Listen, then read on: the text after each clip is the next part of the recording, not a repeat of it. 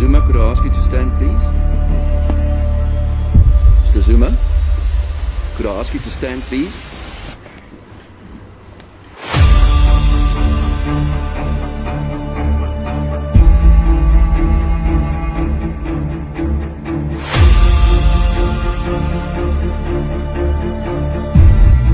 I plead not guilty.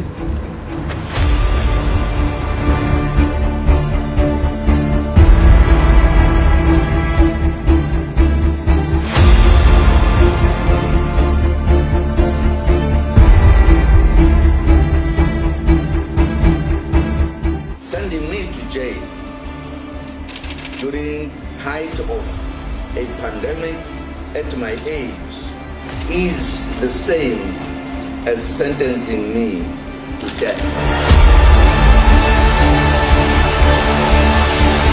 But what I can tell you is that we are here to show our anger and to show that we support Comrade President Jacob Zuma.